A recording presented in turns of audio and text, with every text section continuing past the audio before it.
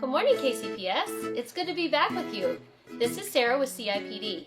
Last week you read with Miss Megan and you guys talked about the illustrations. Today we're going to read another book and we're going to focus on the illustrations again. Remember, the illustrations are super important in our stories, and those are the pictures that are drawn by the illustrator. Remember when we were talking before with Miss Megan, illustrations are in a text and they show us all kinds of things. They tell us about the setting or the characters. They show us what's happening in the story. They can create a mood in our story, and they can give us lots of extra details that are not in the text. We find things in the words, but then we also find lots of things in the text. So today we're going to read a story called Stone Girl, Bone Girl. Bone Girl. It's a true story of Mary Anning. It is written by Lawrence Ann Holt, and the illustrations are by Sheila Moxley. So today when we're reading Stone Girl, Bone Girl, we're going to pay close attention to the illustrations in our story. Let's start reading. Stone Girl, Bone Girl, a story of Mary Anning of Lyme Regis. When Mary Anning was a baby, she was struck by lightning. It split a huge elm tree and threw Mary right out of her nurse's arms. Her father was in his carpenter's shop when he heard the terrible news. He dropped his hammer and ran through the stormy streets of Lyme Regis. Gently, he lifted the limp body of his little daughter, and his tears flowed like rain. But then an extraordinary thing happened. Mary Anning slowly opened her eyes. She reached out a tiny hand and touched the amazed face of her father, and the little girl began to smile. It was then her father realized Mary Anning was no ordinary girl. The years rolled by like waves, and Mary grew into a clever girl. A mind as quick as lightning, her mother teased. Mary had few friends, except her father, whom she adored.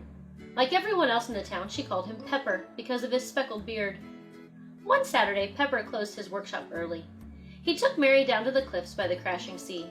She held tightly to his hand because she knew how dangerous it could be. The clay cliffs at Lyme Regis are soft as melting chocolate.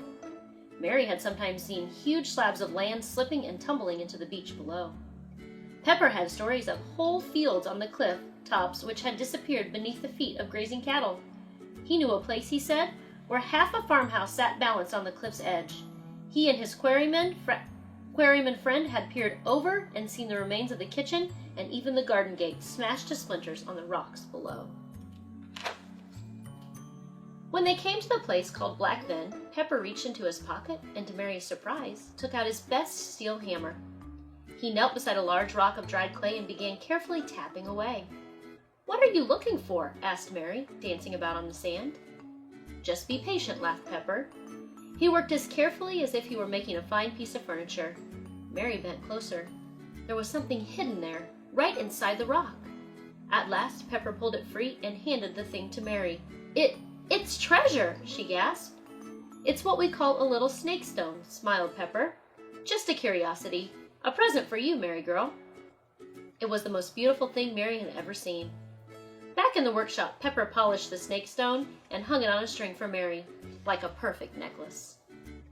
That night, Mary couldn't sleep. Her head swirled with thoughts like the twisting golden stone. "The cliffs are full of treasure," she whispered over and over again. From that day on, Mary spent every spare moment searching for the curiosities. She had sharp eyes and found them everywhere, in every shape and size. Tiny shiny ones, marble ones as big as millstones, others straight as stone fingers or delicate like plants. Pepper taught her their strange magical names: thunderbolts, fairy hearts, crocodile's teeth, devil's toenails. He let Mary have her own special drawer in the workshop for her collection. But the other children laughed and teased when they saw Mary hunting near the cliffs. Someone made up a rhyme: "Stone girl, bone girl, out on your own, girl," until Mary ran crying to Pepper. That winter was the wettest and stormiest the town had known. Great waves smashed the little houses and the cliffs became softer and more dangerous still. So Mary stayed away. The cold, damp air made Pepper feel ill. He looked old and tired, and sometimes he coughed so loudly that Mary felt afraid. One evening, some rich ladies came to Pepper's workshop. Mary knew who they were. The Philpott sisters who lived together in a fine house high above the town. Scientists, people said. The young ladies The youngest of the ladies, Annie Philpott, wanted Pepper to build a glass-fronted cabinet to display curiosities, she said. Mary jumped up. She couldn't believe that someone else was interested in curiosities. "Excuse me?" Mary said nervously. "Would you like to see my collection?" And she pulled open the drawer. "Oh," gasped the ladies, "what wonderful fossils!" Fossils? Mary had never heard the word. The Misses Philpott smiled. They could see that Mary didn't know much about her collection. "I'll tell you what, Mary," said Annie Philpott. "When Pepper has finished my little cabinet, why don't you bring it to us? We could have some tea, and then we will show you our collection." For 3 long weeks she waited for Pepper to finish the cabinet, but he seemed to be working more slowly than ever. Mary was very worried about him. But at last the elm cabinet was finished. The wood was from the very same tree that had been struck by lightning and had almost killed Mary as a baby. She thought it was the most handsome thing that Pepper had ever made. Slowly Pepper wrapped the cabinet in brown paper and tied it with a string. His old hands were shaking as he kissed Mary. Mary had never seen anything like the Philpotts' house. There were expensive rugs in every room and maids to serve the tea. Most wonderful of all was the collection of curiosities. The Mrs. Philpott explained that the fossils were the remains of ancient sea creatures that had been preserved in the clay. Everything was so interesting that Mary forgot to be nervous. Then Annie Philpott showed her a huge tooth she had found. From a great sea monster, she said. She told Mary she believed the rest of the creature was still out there, hidden in the cliffs. If anyone could ever find that, Mary, that would be the greatest treasure of all.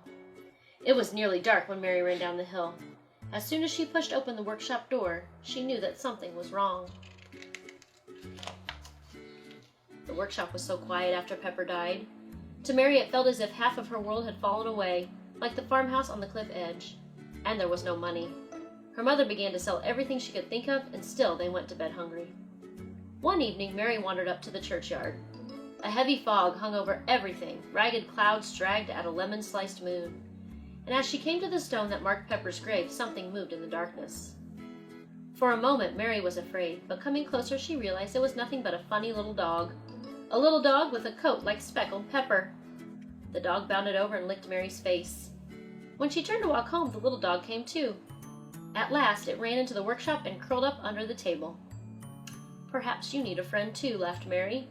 From that moment, Mary and the dog were never apart. That summer, the town was full of holidaymakers. As Mary and her dog watched the rich ladies and gentlemen wandering the streets, she suddenly had an idea. Perhaps she could sell her curiosities. She dragged the table from the workshop onto the pavement and carefully arranged the fossils from her collection.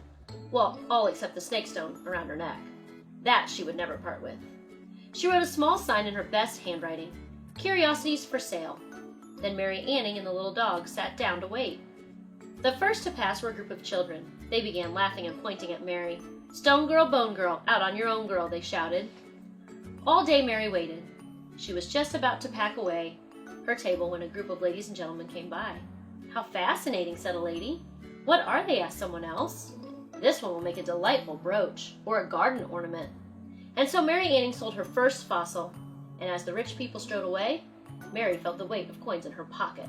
"I knew I was right," she whispered to her dog. "These aren't just ordinary stones. They really are treasures. If only I could find that sea monster." All summer, Mary searched for curiosities for her shop. She borrowed books about fossils from the Mrs. Philpott and learned everything she could. Her mother was delighted with the money that Mary was earning, but she was worried about Mary alone on the dangerous cliffs. Mary reassured her that the little dog would run for help in an emergency. As she searched, Mary thought more and more about the giant sea monster and about the cliffs in prehistoric times. She imagined fantastic landscapes with extraordinary creatures. One morning, Mary was so busy daydreaming she didn't notice that her dog had wandered away. She ran along the beach calling for him, but he was nowhere to be seen. At last she heard a faint bark, and looking up, she saw the speckled dog high on the sloping side of the cliff. Mary called for him to come down, but the little dog wouldn't move. He was furiously scratching at something in the clay. Mary had no choice. She began slowly to climb the rock face, and at last she reached the little edge where the dog was standing. Her heart missed a beat. She couldn't believe what she saw. Grinning up at Mary was an enormous skull. The little girl had found the sea monster. All morning, Mary scraped furiously with Pepper's hammer. There was more than a skull, a whole skeleton perhaps, but it was far too big for Mary to handle on her own. Who could help her? Suddenly, she remembered Pepper's old friends, the quarrymen. Leaving the little dog to guard the monster, Mary Anning climbed carefully down to the beach and then ran as fast as she could to the quarry. "I've found it!" she shouted. "I've found the sea monster!" In less than 10 minutes, Mary was leading a group of quarrymen carrying picks and shovels up the side of the cliff. The news spread like fire through the town. "Mary Anning has found the sea monster! Mary Anning has found it!" An excited crowd gathered on the beach to watch the excavation. The Mrs. Philpott arrived in their fine clothes and made a tremendous fuss of Mary. Even the children who had teased her came to watch, but they weren't laughing now. As the evening sun melted into the sea, a strange procession made its way back to the town. A small girl covered in mud led the crowd. At the back, 6 strong quarrymen carefully carried the bones of a real sea monster, as long as a tree and more than 165 million years old. The skeleton was laid on the floor of Pepper's woodshop for all the world to see. For months afterwards, visitors came to meet the fossil girl of Lyme Regis. Famous scientists came in carriages from London and even the King of Saxony. It was the most important fossil ever found, they said. They called the monster Ichthyosaurus, the fish lizard. The museum that bought it paid enough money for Mary and her mother to live happily for the rest of their lives. But the strange thing was, the little speckled dog had gone, as if he had done his work and drifted away. Sometimes Mary imagined she could hear a faint barking from far away in the sea mist. Then Mary Anning would smile and touch the little snake stone around her neck and step back into the warm workshop where the shelves were filled with treasures from the dark and dangerous rocks. Mary Anning was born in 1799 and lived all her life in Lyme Regis. At 15 months, she survived the lightning strike, which killed her nurse and 2 other girls. Mary was always stubbornly independent, and she became a well-known local character, hunting for fossils accompanied by her little dog. At the time, this was an extraordinary occupation for a young girl. The great Ichthyosaurus, which she discovered at the age of 12, was only the first of Mary's many finds. She later uncovered several other hundreds of fossils which can be seen in the museums around the world. Lyme Regis continues to attract fossil hunters, and children still chant the old tongue twister about Mary Anning. She sells seashells on the seashore. The cells that she sells are seashells, I'm sure. So if she sells seashells on the seashore, I'm sure that the shells are seashore shells. The end. What an excellent book! That's a true story. And remember, today we were looking at the illustrations. We were paying close attention to them. And in this book, the illustrations really help to create the mood. We can look at this page and we can tell that the mood on this page is very different than the mood on this page. And then we can even tell that the mood on this page changes in the story. We know the characters feel different because of the illustrations.